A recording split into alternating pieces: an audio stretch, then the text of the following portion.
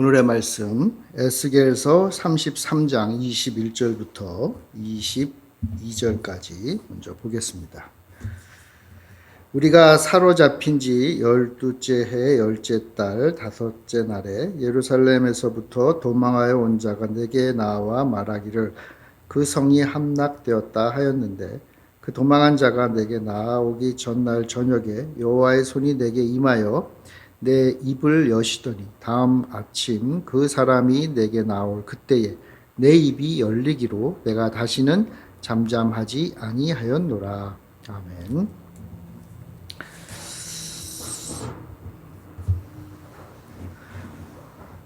드디어 그때가 다가왔습니다. 예루살렘의 멸망의 시간이 다가왔습니다. 에스겔이 바벨론 포로 생활을 하는 그 6년 반에 걸친 그 이스라엘의 파수꾼의 역할이 이제 예루살렘 성의 멸망을 기점으로 해서 새로운 그리고 중대한 변화가 시작이 되었습니다.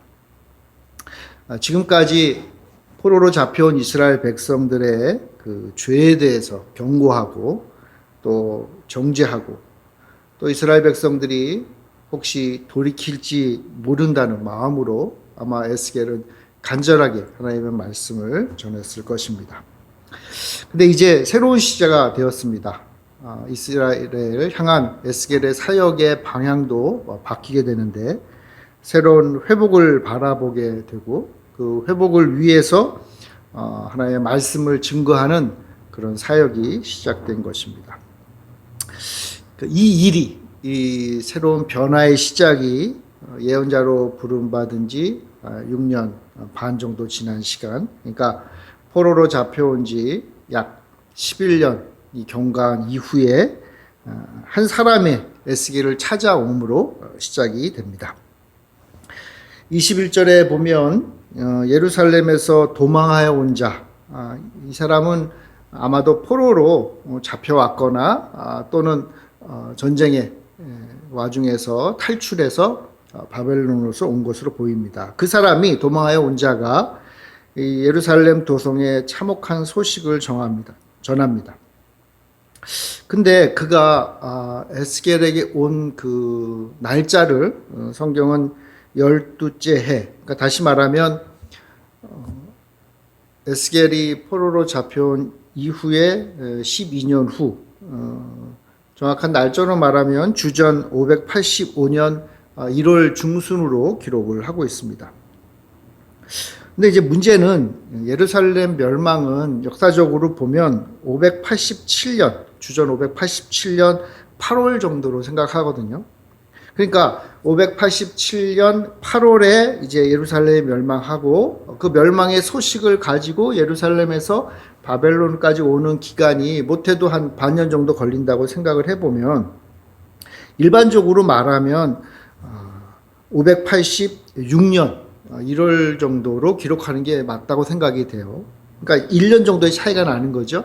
성경에 의하면 포로로 이렇게 이렇게 도망쳐온 이 사람이 예루살렘 성이 멸망한 이후에 약 17개월이 지난 후에 도착한 것으로 기록이 돼요. 그러니까 너무 기간이 길어서 많은 학자들은 이 본문의 12째 해보다는 11째, 그러니까 11년 후로 일반적으로 생각해서 기원전 586년 1월에 예루살렘 함락 소식을 에스겔에게 전한 것으로 일반적으로 생각들을 합니다.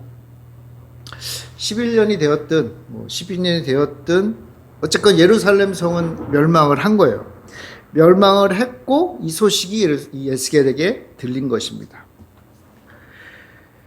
그가 오기 전날 저녁에 여호와의 손이 에스겔에게 임합니다.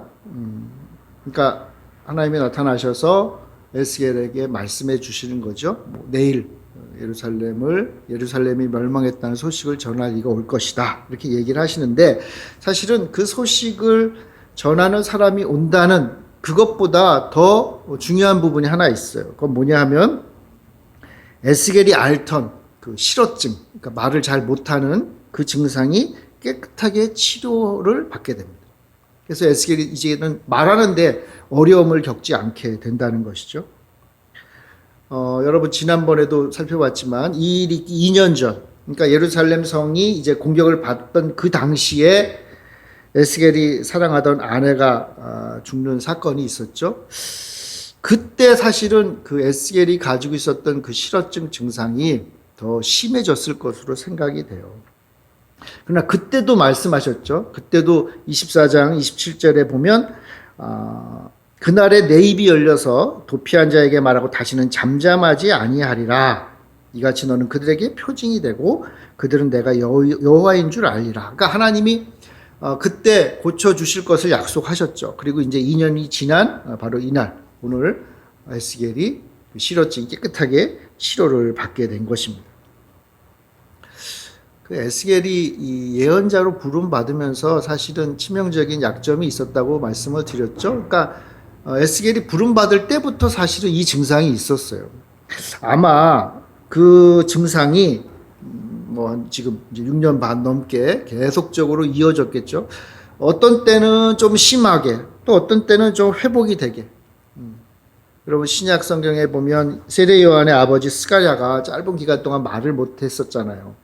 뭐 그 정도로 에스겔이 심하게 말을 못하지는 않았겠지만, 그러나 그 기간 동안 심하든 좀 뭐 덜하든 이 실어증 증상 때문에 에스겔은 살아가는 것도 힘들었겠고, 특별히 예언자 사역을 하는 것도 어려움이 많았겠죠.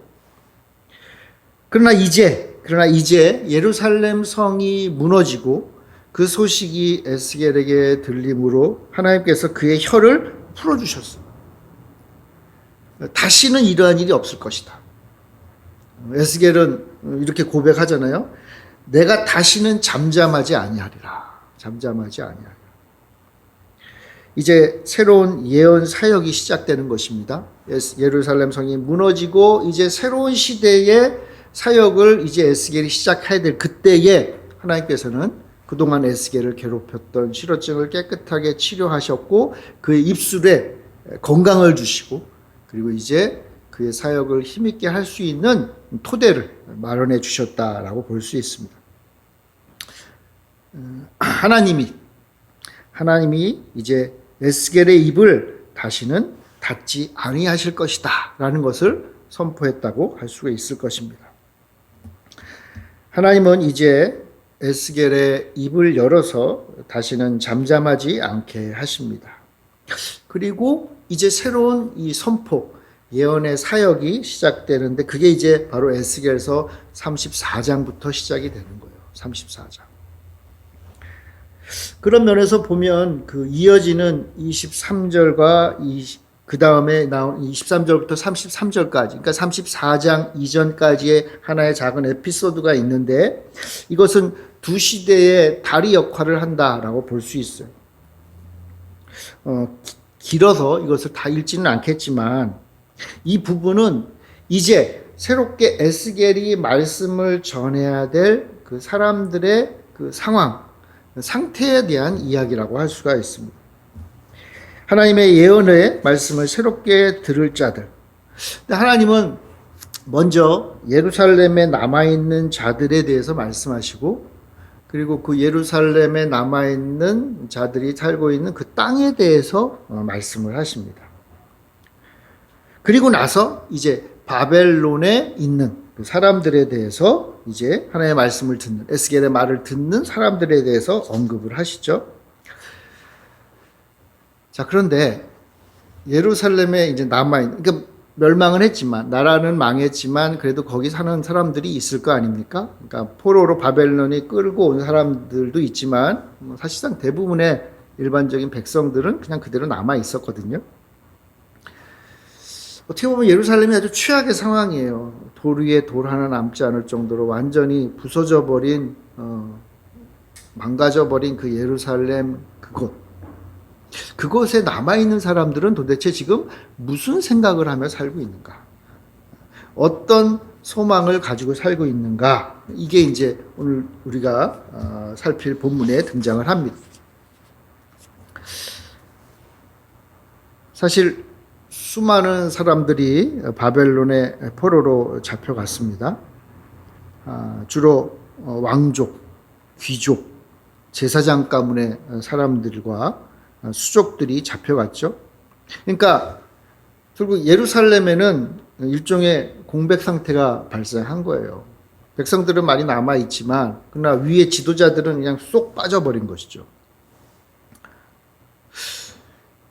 근데요, 남아있는 사람과 바벨론의 포로로 잡혀간 사람들 사이에 어떤 묘한 긴장감이 감돌았던 것입니다. 이 포로로 잡혀갈 때마다, 3번에 걸쳐서 포로로 잡혀가는데, 포로로 잡혀갈 때마다 사람들은 무슨 생각을 했는가 하면, 포로로 잡혀간 사람들은 이제 이스라엘의 공동체, 이스라엘 여호와 하나님을 섬기는 예배 공동체로부터 쫓겨났다, 축출되었다라고 생각을 했어요. 물론 죄 때문이죠. 죄로 인해서 하나님의 심판을 받아서 이제 쫓겨난 거예요. 이 말은 뒤집어서 말하면 뭐죠? 남아있는 사람은 그래도 쫓겨난 자들보다는 나은 사람들이다라고 생각을 한 거예요. 심지어는요, 이런 생각까지 했습니다. 쫓겨난 사람들이 자신들의 죄 때문에 쫓겨난 거잖아요. 그러니까 죄인들이에요. 죄인들이기 때문에 그들이 예루살렘에 가지고 있었던 소유했던 땅에 대한 그 소유권마저도 이제 상실되었다라고 생각을 하는 거예요. 그렇게 주장을 한 것이죠. 대신 그 땅은 누구의 것이 됩니까? 남아있는 자들의 것. 남아있는 자들의 것. 자, 그러니까 이 남아있는 자들이 주로 그런 주장을 했겠죠. 그럼 남아있는 자들이 그런 주장을 한 이유는 겉으로는 죄인들은 권리가 상실됐고 그렇지 않은 사람들, 그래도 하나님이 남겨주신 사람들, 의인이라는 거예요. 의인들인 우리들이 그래도 이 땅을 소유해야 된다. 왜냐하면 하나님 주신 거룩한 땅이니까. 의인들이 소유해야지 죄인들이 땅을 소유할 수는 없다. 그런 생각을 한 거죠. 그러니까 겉으로는요, 하나님의 율법을 중요시 여기고 믿음을 중요시 여기기 위한 결정이에요. 거룩한 땅은 거룩한 백성들이, 의인들이 가져야 된다. 그렇게 생각을 하는 거니까요. 근데 여러분, 뭐 뻔히 눈치채시겠지만 이들의 주장은요, 결국은 재산, 땅의 소유권에 대한 문제예요. 욕심이죠, 욕심. 탐욕이 간섭하는 것입니다. 예루살렘에 남아있는 사람들은 실제로 그런 생각을 했어요. 그리고는 그 땅을 이제 더 이상 주인이 없으니까 마음 놓고 사용을 하는 것이죠. 여러분, 이런 주장이, 이런 생각들이, 이런 결정들이 바벨론에 들린 거예요. 바벨론에. 그러니까 포로로 잡혀온 자들에게는 얼마나 큰 충격이겠습니까? 잡혀온 것도 서러운데 조상 대대로 소유했던 땅의 그 소유권을 동족인 예루살렘 사람들, 사실은 예전에는 자기보다 밑에 있는 그런 사람들이 자기들 거라고 주장을 하니까 기가 막힌 문제죠. 오죽하면 이 문제 때문에 이스라엘 백성들이 이 바벨론에 포로 잡혀왔던 이스라엘 사람들이 에스겔에게 자문을 구하기까지 했어요. 그러면 11장 14절부터 17절에 보면 그 사건을 다룹니다. 그 당시에는 에스겔은 뭐라고 얘기했는가 하면, 잠깐 이방으로 떠났지만 하나님께서 반드시 다시 예루살렘으로 돌아오게 하실 거다, 약속하셨다. 이래서 그들의 마음을 다독였던 거예요.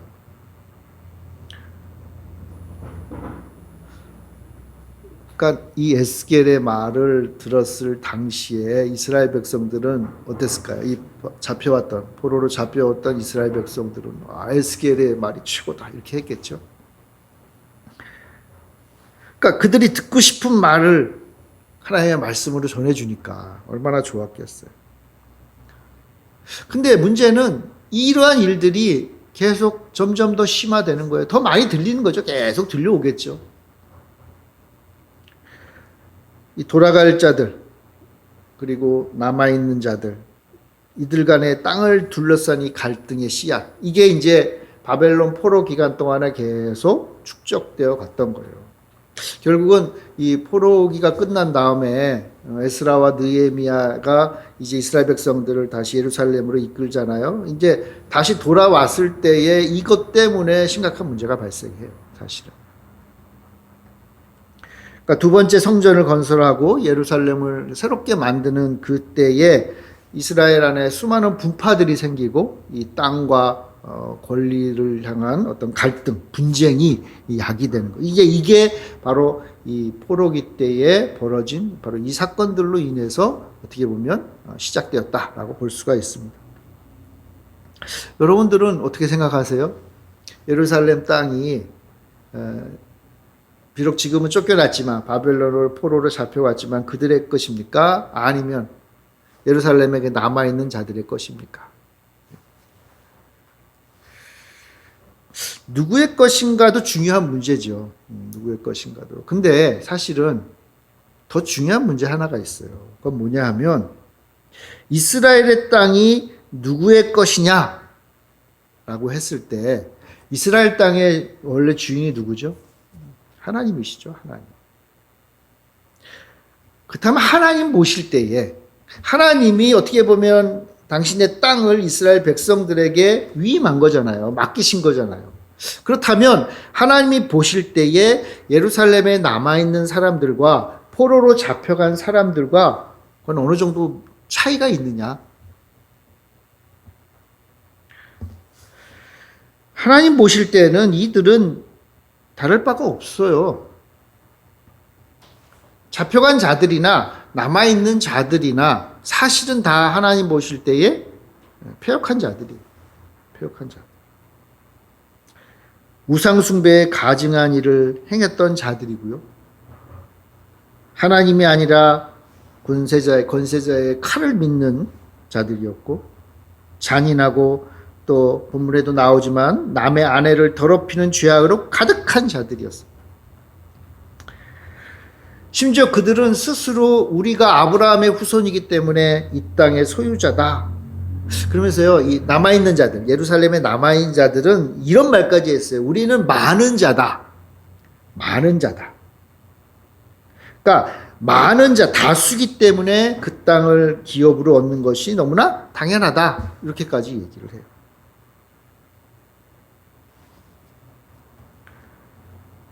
물론 그 땅은 하나님이 이스라엘에게 주신 땅이죠. 약속의 땅. 그리고 거룩한 땅. 회복과 번영의 땅이에요. 에스겔을 통해서 이미 말씀하셨지만 하나님은 당신의 백성을 그 땅으로 반드시 인도하실 것. 다시 돌아오실 것이라는 거예요. 하나님은요, 아브라함에게 그의 땅을 약속하셨잖아요. 그리고요, 모세를 통해서 이스라엘 백성들에게 약속하셨잖아요. 지금 오늘 이 시간에도, 이 시간 포로로 잡혀가 있고 예루살렘은 황무지가 돼버린, 전쟁의 그 상처가 휩쓸어가서 황무지가 돼버린 그 땅으로 하나님은 반드시 당신의 백성을 이끄실 거예요. 자, 그런데 지금은 아니다. 지금은 아니다. 게다가 그들은 그 땅을 기업으로 받을 자들도 아니라는 거예요. 하나뿐인 아브라함이 그 땅을 받았으니 다수인 우리는 그 땅을 받기에 부족하지 않다라고, 뭐 너무나 당연하다라고 이렇게 얘기하는 그 사람들에게 사실 해줘야 될 말이 있어요. 뭐냐 하면 하나님 앞에는 숫자가 중요하지 않은 거예요. 숫자가 중요하지 않아요. 이사야가 이런 말씀을 했습니다. 하나님은 아브라함만을 보고 약속의 땅으로 그를 이끄신 거예요. 이사야 51장 2절에 보면 이런 말씀이 있어요. 너희의 조상 아브라함과 너희를 낳은 사라를 생각하여 보라. 아브라함이 혼자 있을 때에 내가 그를 부르고 그에게 복을 주어 창성하게 하였느니라. 아브라함이 혼자 있을 때 하셨어요. 그러니까 하나님 보실 때에는 숫자가 중요한 게 아니에요. 믿음의 사람, 하나님 보실 때 합당한 사람에게 하나님은 땅을 주시는 거예요. 그러니까 지금 남아있는 사람이나 포로로 잡혀간 사람이나 하나님 보실 때는 똑같아요. 둘 다 죄인이고 이 죄인들이 땅을 받을 수 없어요.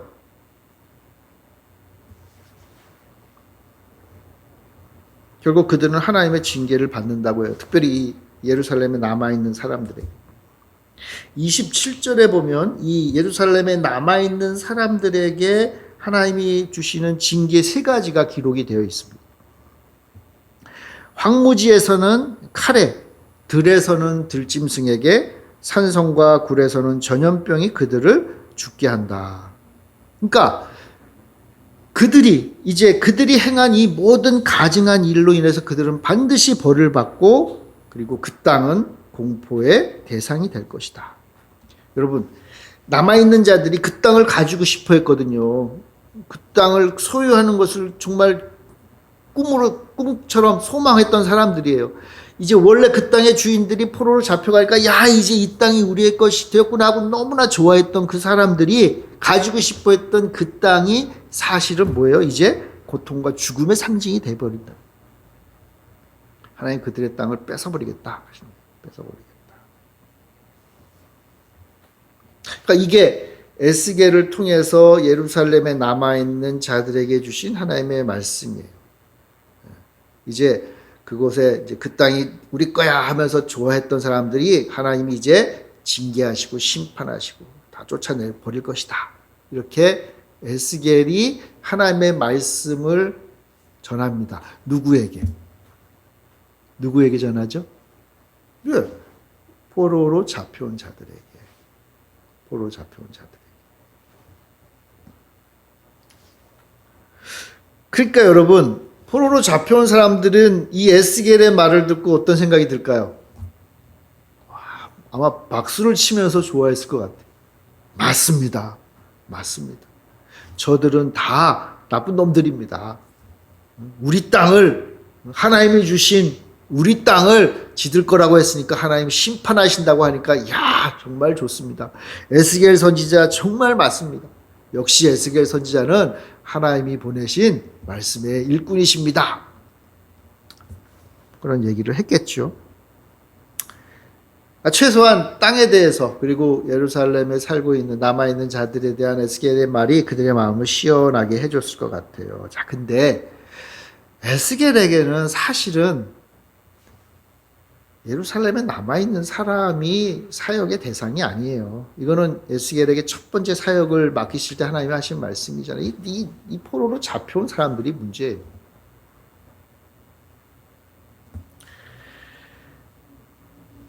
사실 여기 남아있는 포로로 잡혀있는 이 사람들은 하나님 앞에 굳은 마음을 가진 자들이었잖아요. 지금은 잠시 좋아가지고 있지만 언제 또 굳어질지 모르는 자들이에요. 어쨌건 에스겔이 이 말씀을 전하니까 에스겔이 이제 바벨론의 그 포로로 잡혀온 유대인 공동체 안에서는 굉장히 인기가 있는 유명인이 되었을 것 같아요. 그래서 말씀에 보면요, 그들이 이 에스겔 집 이 담 곁으로 이렇게 빙 둘러 앉거나 이제 문 앞에 모여서 에스겔에게 말씀을 듣기를 원했다 그랬어요. 에스겔이 인기인이 된 거죠. 에스겔을 찾아오는 거예요. 야, 우리 에스겔한테 가서 이제 여호와께로부터 에스겔의 입을 통하여 무슨 말씀이 나오는지 한번 들어보자. 그러면서 에스겔을 찾아서 에스겔에게 와서 말씀 듣기를 요구했을 것 같아요.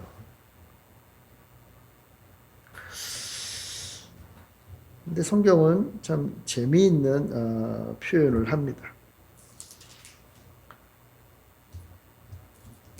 그 31절부터 32절, 33장 31절부터 32절을 보면 백성이 모이는 것 같이 내게 나오며 내 백성처럼 내 앞에 앉아서 내 말을 들으나 그대로 행하지 아니하니 이는 그 입으로는 사랑을 나타내어도 마음으로는 이익을 따름이라. 그들은 내가 고운 음성으로 사랑의 노래를 하며 음악을 잘하는 자 같이 여겼나니 내 말을 듣고도 행하지 아니하거니와. 자, 보세요.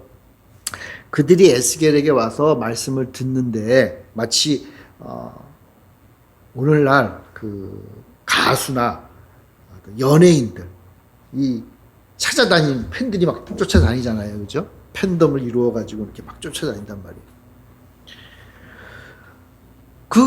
그런 모습으로 에스겔을 찾아온다. 그러니까 과거에는 에스겔을 이렇게 몇몇 장로들만 찾아왔잖아요. 근데 이제는요, 아주 대중적인 인기를 누리게 된 거예요. 얼마 전까지만 해도요, 에스겔에 대해서 뭐라고 얘기했냐면, 에스겔은 허풍쟁이다. 미친 사람이다. 이렇게 평가했던 게 바로 이스라엘 사람들이었어요. 근데 이제는요, 에스겔에게 와가지고요, 에스겔에게 막 좋은 소리도 하면서 에스겔의 말을 너그럽게 이제 다 받아들이고 아주 진지하게 말씀을 듣고 그 말씀을 하나님의 말씀으로 여기는 것처럼 보여요. 자, 그런데 하나님은 속지 않으신다는 거예요. 하나님은 속지 않으신다. 그들은요, 겉으로는 에스겔을 찾아와서 귀를 기울인 것 같지만 한쪽 귀로 듣고 한쪽 귀로 흘러버리는 거예요. 겉으로 보기에는 하나님의 말씀을 구하는 것 같지만 이들의 관심사는 오직 자신들 뿐이에요. 자기의 유익이에요. 자기의 유익. 에스겔이 몰랐을까요? 에스겔이 말씀 사역을 한 5년, 6년 넘게 했잖아요. 모르지 않았겠죠. 그럼 대중의 인기는 아침 안개와 같아요. 금방 사라져요. 게다가 말로 그쳐요. 이 말씀, 하나의 말씀을 듣기는 좋아하는데 그 말씀을 실천하며 그 말씀에 붙잡혀 사는 것은 쉬운 일은 아니에요.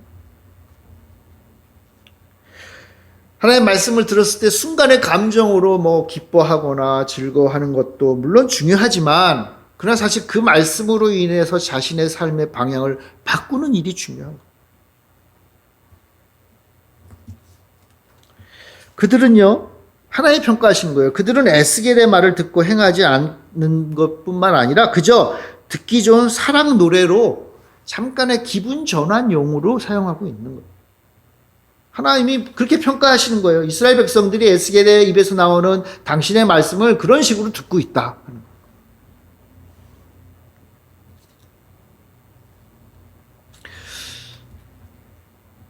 그런 면에서 여러분 에스겔의 이 말씀 사역을 평가할 때 얼마나 많은 사람들이 와서 듣느냐는 중요하지 않을 수 있어요.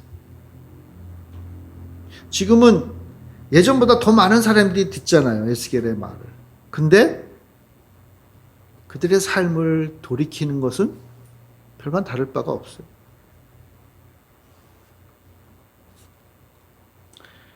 사랑 노래는 좋은 거죠, 여러분. 대중가요의 90% 이상이 사랑 노래라고 그러잖아요. 좋은 거예요. 우리의 마음을 위로할 때도 있고 또 우리의 마음에 평안을 주기도 하죠. 좋은 가수의 좋은 노래는 우리의 삶을 풍요롭게 합니다. 그래서 좋은 오락거리예요. 근데 예언자가 전하는 하나님의 말씀은 오락거리로 그쳐서는 안 되는 거예요. 왜냐하면 이것은 우리의 생사가 달린 문제이기 때문에. 생사가.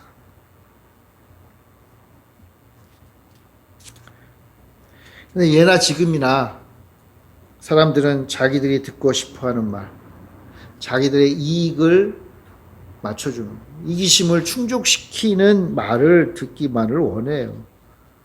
그러니까 무조건 성공, 번영, 잘 되는 것, 그것을 약속받기를 원해요. 그리고 하나님의 말씀일지언정 자신들이 요구하는 그것을 충족시키지 못하면 하나님의 말씀을 받지 않아요. 받는 척해요. 받는 척해서 듣되 그냥 흘려버리는 거예요. 왜냐하면 그들의 마음은 이미 그들의 이기심으로, 그들의 탐욕으로 가득 차 있으니까 하나님의 말씀이 들어와 거하실 공간이 없는 거예요.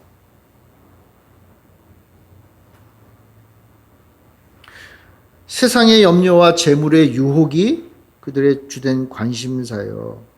그런 사람에게 주님은 말씀하시기를 그렇게 살면 열매 없는 인생이 될 것이다 라고 선포하시는 거예요.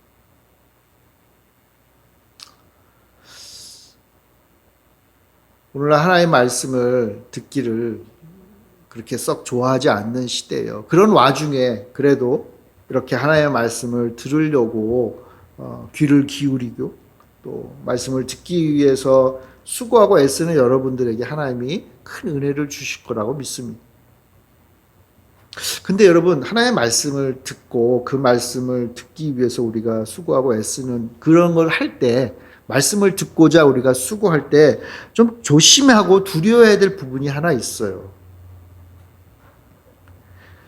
하나님의 말씀을 듣는 건요, 굉장히 복된 거지만 한편으로는 매우 위험한 거예요. 왜냐하면 하나님의 말씀이 들릴 때 우리는 그 말씀을 듣고 그 말씀이 가리키는 방향에 따라 우리의 삶의 방향과 행동을 변화시켜야 되기 때문에 그래요. 하나님의 말씀이 들린다는 것, 내가 하나님 말씀 듣고 싶어 하든 뭐 하나님이 어떻게 강제로 말씀하시든 내가 내 인생에 하나님 말씀이 들리는 순간은 내 인생의 방향을 그 말씀에 맞추기를 원하시는 하나님의 뜻이 섭리가 담겨져 있기 때문에 그래요. 하나님의 말씀을 듣는 자는 우리 삶의 방향을 바꾸라는 하나님의 요구가 담겨 있어요. 그러니까 깨달아야 돼요. 우리 가운데 하나님의 말씀을 전하는 선지자가 하나님의 말씀을 증거할 때에 내가 어떻게 할 것인가를 고민해야 된다는 거예요. 또 한 가지는 그런 말씀이 들릴 때 내 인생에 하나님의 말씀을 전하는 선지자가 있음을 우리는 알게 되는 거예요. 여러분, 이게 에스겔을 다시 잠잠하지 않게 하신 하나님의 뜻입니다. 들으라. 듣고 이제 유창하게 하나님의 말씀을 증거하는 에스겔을 통해서 당신의 뜻을 그들이 듣기를 원하고, 그리고 또 그의 말씀에 따라 변화된 삶을 살기를 원하시는 거예요. 이게 새로운 시대에 하나님이 요구하시는 바예요. 땅문서, 사랑의 노래, 여기에 정신이 팔린 이스라엘 백성들에게 하나님은 새로운 시대의 문을 열고 계십니다. 그리고 그 새로운 시대를 이제 에스겔을 통해서 이제 이끌어 가기를 원하시는 거예요. 사랑하는 성도 여러분, 우리 인생 가운데도 하나의 말씀이 들립니다. 하나의 말씀이 들릴 때에 우리가 그동안 정신 팔고 있었던 그런 것들을 내려놓고 그 하나님의 말씀에 집중하고 그 말씀에 따라 우리의 삶의 방향을 바꿔야 돼요. 하나님의 말씀이 들리면 이제 내 인생의 방향을 하나님이 변화시키시고 새로운 길로 가기를 원하시는가라고 인정하고 또 순종하며 사는 게 필요한 거예요. 더 이상 땅문서, 이 땅에 이곳에서 이 땅, 내 땅은 어디 있고 내 땅은 얼마나 많고 이거에 정신 파는 게 아니라 내 마음을 평안하게 해주고 행복 따라가는 것이 아니라 하나님의 말씀, 내 삶의 방향을 바꾸기를 원하시는 그 말씀에 집중하는 것, 그리고 그것이 순종하는 것, 그것이 우리에게 필요함을 여러분들 잊지 마시길 바랍니다. 왜냐하면 그것이 하나님이 에스겔을 통해서 하고 싶어 하시는 것이요, 오늘 우리들에게도 하고 싶어 하시는 일이기 때문입니다. 우리 기도하겠습니다. 사랑의 주님, 은혜를 감사합니다. 세상의 땅문서와 세상의 사랑의 노래에 정신을 놓고 거기에 따라 살아가는 어리석은 자 되지 않게 하시고 우리 삶 가운데 들리는 주님의 말씀에 반응하며 또 그 말씀에 순종하며 하나님이 열어놓으신 그 길을 믿음으로 걸어가는 우리들 되게 하여 주시옵소서. 하나님의 말씀에 반응하며 에스겔처럼 우리의 심령 가운데 들리는 말씀에 우리가 순종하며 사는 저희들 되게 하여 주옵소서. 감사드리며 예수님의 이름으로 기도합니다. 아멘.